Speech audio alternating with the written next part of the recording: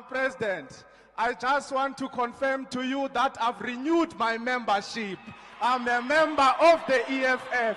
When my chairperson called me and said, "You have not renewed your membership," I said, "I'm going to renew my membership because I joined the EFF. I didn't join anyone, I joined the EFF.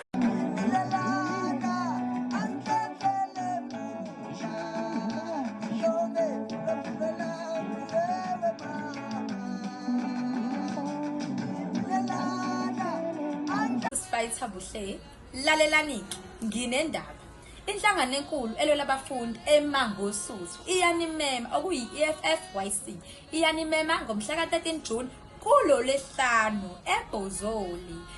Sizobeke sine-public lecture ezobe i-addresswa uSihle Loans. Lalelani-ke siphethe ama-artist. Mbuza ukuthi siphethe nani enye? Sizobe sinama-t-shirts amahala ha awukhiphi ngisho isenti.